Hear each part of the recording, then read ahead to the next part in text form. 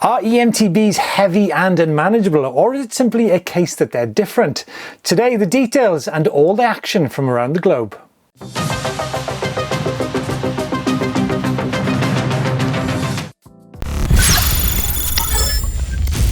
Crikey, this bike is heavy. I mean, how many times have we heard that from someone who is new to e-mountain bikes? And of course, it is relevant and it's down to people's perception and their previous mountain bikes. But Chris, it's definitely something which is reaction we've heard.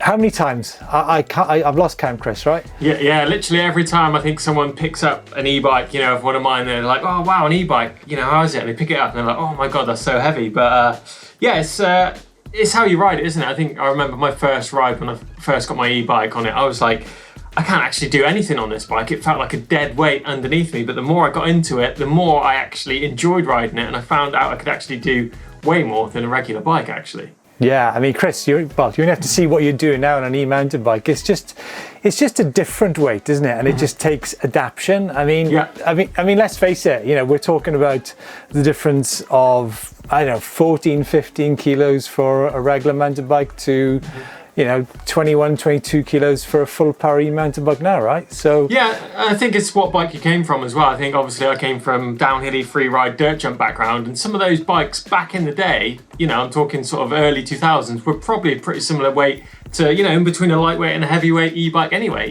Downhill bike back then, full aluminium chassis. Yeah. Big heavy components, you weren't far off that way. Yeah, so I think there's been a lot of discussion in the past week. We saw the launch of the new Kenevo SL. Yeah. We saw lots of reviews out there which say, the Kenevo SL is more nimble downhill. But I think that's doing a little bit of an injustice to the heavier weight bikes, the full powered bikes, which are, 22, 23 kilos, because I think agility comes with speed as well. And, we've seen yourself on 22, 23 kilo bikes doing, 80-foot gaps, hopping over routes. Mm-hmm. It's agility is a rider skill thing as much as a weight thing, isn't it? Yeah, definitely. I think when you say about those lighter weight e-bikes, like the lighter powered ones, I think at low speed, they can be a little bit more maneuverable, but as soon as you start injecting speed into the mix or big jumps and things like that, then those bigger bikes, I think, come into their own. Yeah, I talking talking big rock garden as well. But yeah. I think another thing is your entry and exit speed. I think it is true to a certain extent that, an 18, 19 kilo bike might on a certain track have higher entry and exit speeds than a slightly heavier bike, but again, that's a can of worms, isn't it? Definitely, yeah. I think when you're talking about those heavier bikes, I think the suspension works better. I think you get a bit more grip. I think when you start riding those lightweight bikes and start pushing the limits on real tech stuff, you start almost taking that step back towards a mountain bike, and I just like that planted feel of that heavier e-bike myself. Yeah, plus of course we are forgetting one crucial thing here. Now, an e-mountain bike is two directional. Its skills lie both uphill and downhill, and I guess you could argue that the full powered bikes, this of 18, 19 Nm bikes which weigh in at 22 kilos, are probably more nimble in an uphill situation, aren't they? Yeah, I think so. I think the grip that you're going to get from those bikes, and you've got that sort of weight down nice and low as well. It all helps when you're pointing up the hill, right? Yeah, and I think when you've got less torque, you're probably struggling a bit more, and you and the bike as a system are probably heavier and less nimble than on a bike with 90 Newton meters of torque. Now, one person who certainly makes an e-mountain bike dance is Chris Akrigg. And on a recent trip up to Yorkshire, I was lucky enough to sort of break down just some of the fine detail which is involved in moving around a 20 kilo e-mountain bike. Check this out. It is absolutely mind-blowing. Nice. You might have heard comments of all things e-mountain bike or mountain bike in general, such things as 29-inch wheels aren't as nimble as 27.5, or maybe that larger bikes aren't as nimble as smaller ones, or indeed that maybe e-mountain bikes are heavy and no fun. Today, I'm in a riverbed in Yorkshire to dispel some of those myths about e-mountain bikes and look at the fine detail of just what's behind the riding of Chris Akrigg. Now, if you've not seen Chris Akrigg's full force video, please go and watch it. There's some incredible e-mountain bike action in there. but maybe it doesn't actually show some of the fine detail and the sheer amount of skills involved in that video. Today, we're in an area, probably, what, Chris, no more than 30 metres square maybe? 30 metres square. So let's have a look what you can do in this small area. On a bike, what size is it? Large. What size wheels? 29. And weighs in 22 kilos? Yes. Right, let's have a look at this.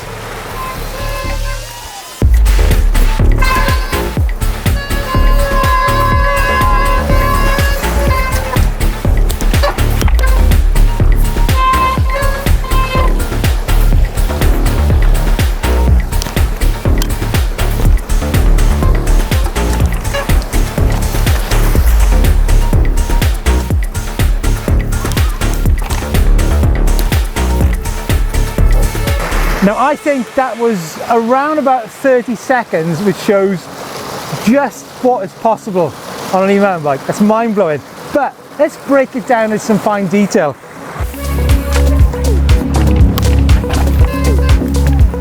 A log to rock combo is followed by stream to rock to gap to knife edge.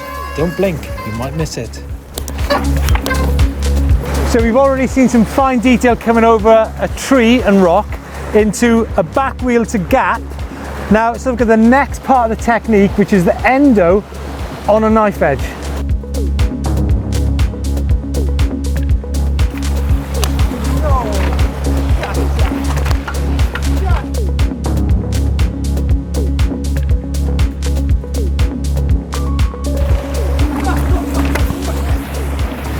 And then there's the last bit, which absolutely blows my mind. It's an uphill overhang rock over to tree.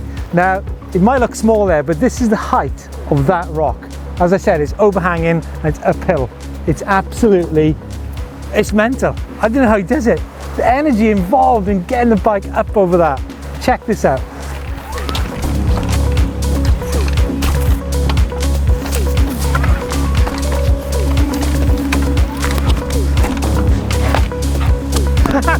Crazy. Chris, I think you truly have put a whole new perspective on e-mountain bikes and just what's possible on them. I mean, 29-inch wheels, large frame, but tell me, there is still a huge element of physicality in what you did there in 30 seconds. Yeah, it's. I think sometimes it's quite deceptive how much you have to actually put into it. It's not just like, just because there's a motor there, things are easy. Sometimes it's actually harder. You've definitely got to work on your technique a lot more, and you've got to nail every line, like, you know, super smooth. Because every time you get it offline, you're having a battle to get it back on, and there's twice as much bite there to get back online. Talking about bite, folks, this is Lemmy. This is Chris's dog, who is I'm on babysitting duty today while Chris is tackling the rocks.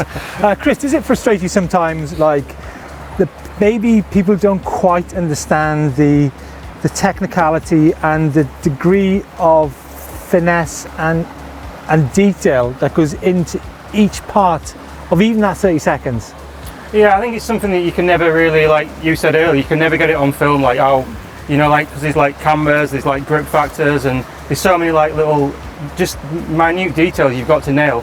Whereas if you're jumping off big stuff, you can see it straight away, you know, like you understand, you know how high that is and how hard it is, and how nasty it is. But like the small stuff is sometimes, like, you know, devil's in the detail. Yeah, I mean, what's blown my mind from spending 2 days with Chris is also the grip factor is key as well. And I've learned a lot of how you can, I mean, you're on a Shimano EP8 motor there. I've learned things about that motor in the past 2 days, which would have taken me a lifetime to work out just by watching you do stuff, you know? Yeah, I think you've got, I mean, obviously the motor there, you know, you can, that's an aid.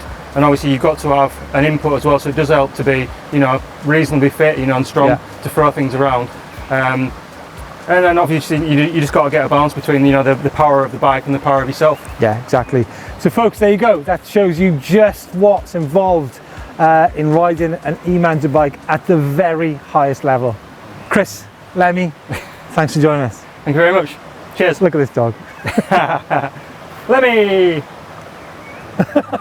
Wow, that is so amazing to see Chris, you know, just swapping seamlessly back to an e-bike from his standard trials bike. Breaking down all those skills shows that weight definitely isn't a problem for him, is it? Yeah, absolutely. Certainly breaks those myths, doesn't he? Now, Chris, I mean, related to this, I saw Josh Bryceland out on his Cannondale recently, which, you know, again, this backs up this whole business about how flickable e-mount bikes are.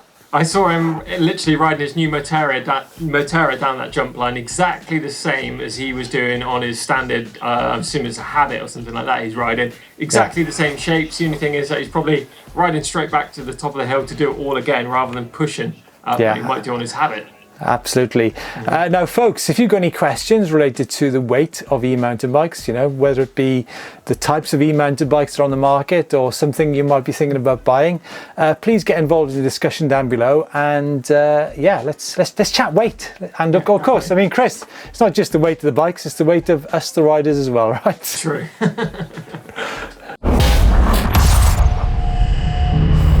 A fantastic video on converting to 8-speed, which came out on Monday. I think it's a really important issue about, you know, replacement costs of e-mountain bike parts. I'll certainly be trying to convert my bikes to 8-speed and see if I can do the same things on that bike. But there's been a lot in the news about gearing lately. We saw the Shimano Link Glide, which was, you know, slightly heavier components, and you know, the pricing was pretty good. I think a cassette, 11-speed cassette, coming in at about £100. But I noticed you've found something new on the market. Yeah, so this is from New Motion Labs. Now, they've taken a bit of a different direction than the traditional Shimano and SRAM. They've actually come up with their own chain and sprocket system after doing a bit of research and finding that a lot of efficiency and wear was going on with a standard roller chain. So they've brought their own chain rings and their own chain design to the mix. So basically, you're just missing a tooth on your front sprocket. So you've got, say, like a 32-tooth chain ring becomes a 16-tooth, allowing the chain that they've devised to sit either side of the chain tooth, and it's going to support the load a lot better than a standard roller chain, and it's meant to last a lot longer and be a lot more efficient too. And New Motion is saying that this is meant to increase the lifespan of your drivetrain by about 30%, so pretty cool.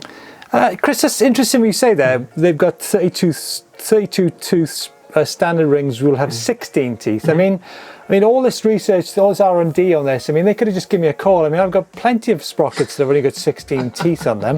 Yeah, they're meant to be 32 tooth, Steve. You just snapped half of them off. But it's a cool concept, I think, isn't it? Yeah, so guys, check out New Motion Labs. Now, moving on to things of a transport nature, and I'm sure all of us have struggled lifting the bikes into the back of our cars, chucking them in our vans. I can assure you it's part of weekly life here on EMBN is transporting e-mountain bikes, but loaded bikes, they've got some cool looking racks here, haven't they? Yeah, so they've got like a rail system that basically bolts into your van floor. You have different adapters for different axles, so you can just secure those bikes nice and sturdy by the front wheel axle of your bike. Simply put your bike in, do the axle up, and your bike's going to be rigid. And of course, if you get involved in an accident, you know, should it happen, those bikes are going to be pretty secure instead of them flying around. And another part they do is this cool bike rack. Do you see that one, Steve? No, I didn't. But what I can say is that does getting bikes in the back of your van raise your blood pressure? Because it certainly does mine. It does if you're lifting 2 or 3 of them. But that rack looks pretty cool, doesn't it? It actually fits motorbikes and e-bikes and mountain bikes, so it's pretty universal. I mean, if you're going to a motocross event one weekend or an e-bike in the next weekend, that rack will do it all, actually. So pretty cool. Yeah, as long as they it gets away with the whole business of pedals getting stuck in spokes of other bikes, I'm all for it. Definitely.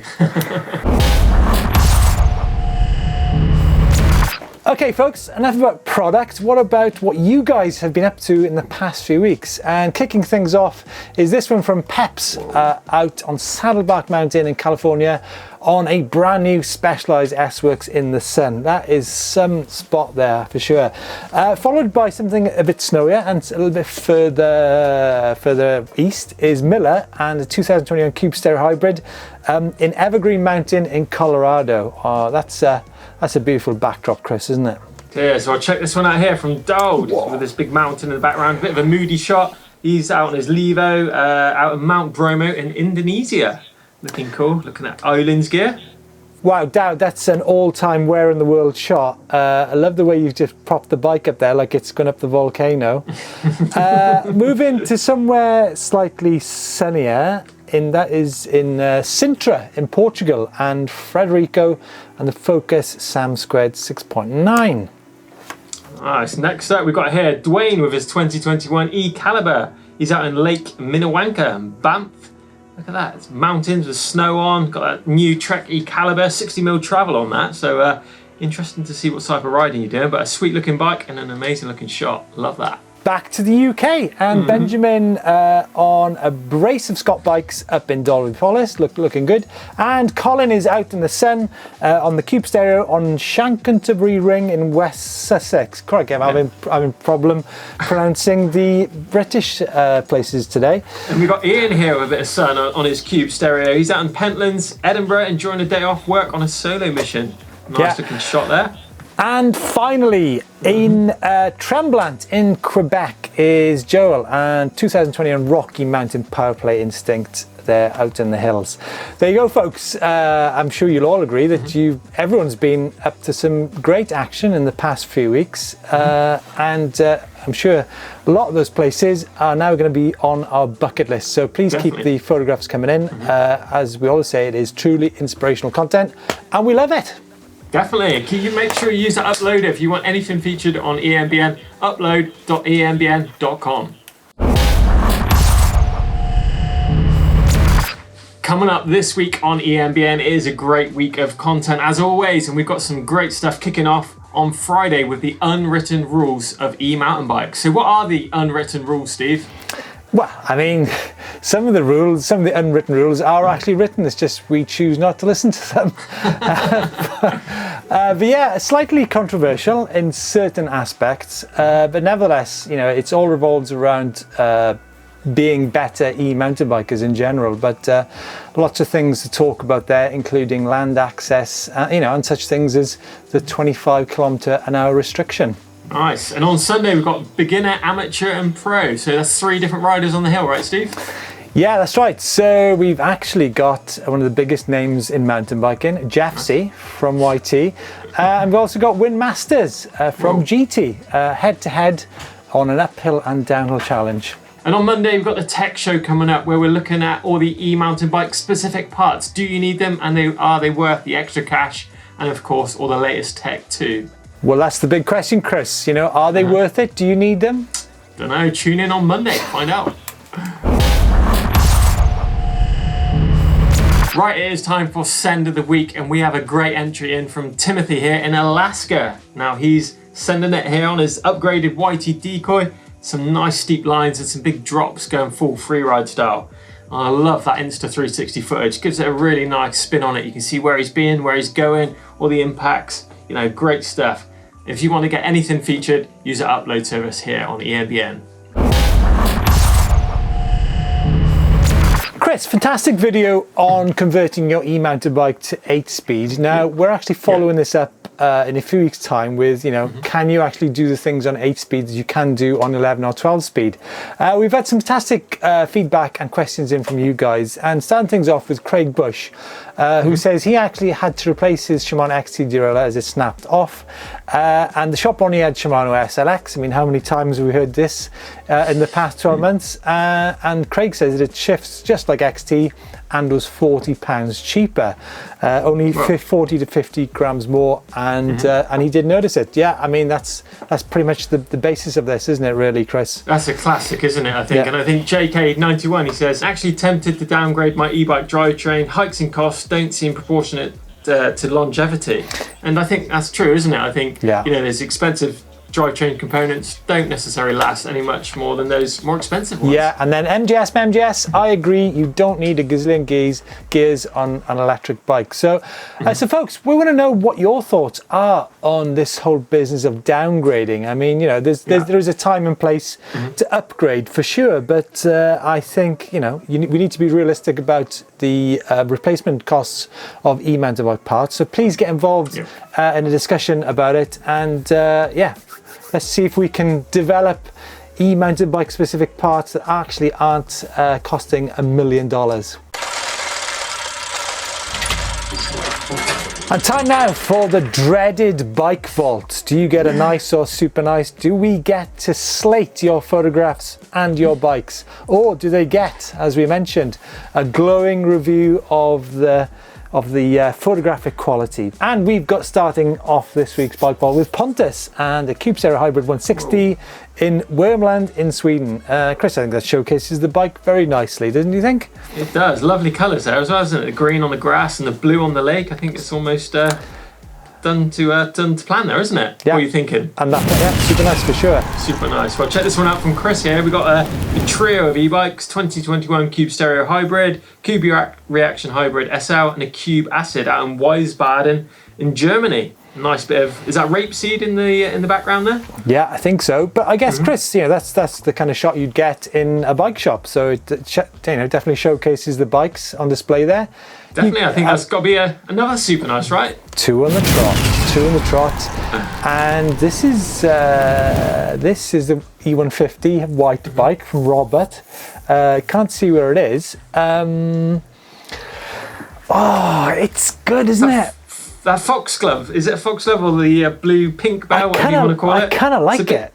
I don't know, it's a bit distracting for me. But at the same time, it does actually add a little bit of colour to what's essentially an all green shot.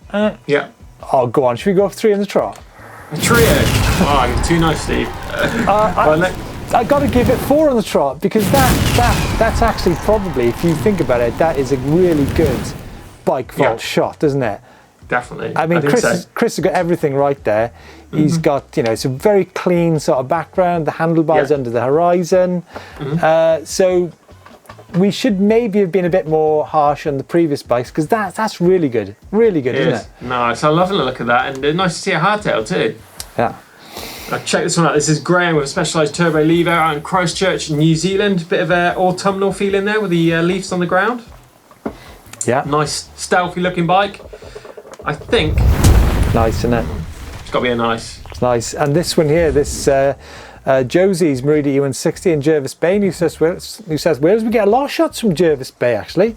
We do, don't we? Obviously, it's a hot spot for e-mountain bikes. Oh, it's just beautiful. It's like this warm, but maybe there's a bit of a cronky background. It's a nice shot.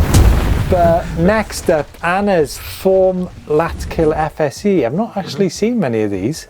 It's a cool looking bike. In Golden Hill Country Park, Isle of Wight. I really like that shot a lot. It's cool, isn't it? I'm wondering what that is on the bottle cage. Is it a range extender or like a toolkit or something? Pretty interesting. It's nice you noticed that, and not the background, Chris, but there you go. It's a woven willow, isn't it? Anna, it's a super nice shot, for sure. And finally, Kieran, up on the goat farm trails at the Nipple. The Nipple, riding the Nipple, nice. Not seen too many Levos out there, but a nice shot, isn't it? Nice gravel. That tree, it just screams, it is Australia, isn't it? Yeah. I was going to say that. But yeah, nice looking bike, nice shot. I think, nice. I'm going to give that one. Screaming from the Nipple. But I think, Chris, the Orbea Wild HT in the Yorkshire Dales from Chris has got to be a contender, surely. Yeah, I'm just looking back through them. Although that white with the single pink bell, blue bell flower is pretty nice as well. A lush looking shot, actually, isn't it?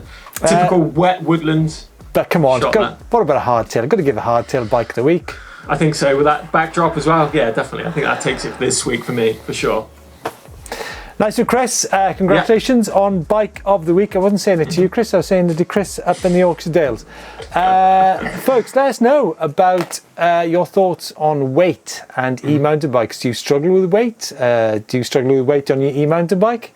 And any thoughts related to that? It's a big subject, and obviously I think there's obviously a sweet spot for weights on e-mountain bikes. Chris, what do you think is the sweet spot on e-mountain bike weight for a full power? 22, 23? Yeah, I was going to say about 22 kilos I think is the right spot for me. What are you thinking? Yeah, about the same. But folks, let us know what you think is the sweet spot in weight for a mid-travel high-power e-mountain bike. Yeah, get involved in the comments. Give us a find and a follow on social media too, and we shall catch you next week. Cheers.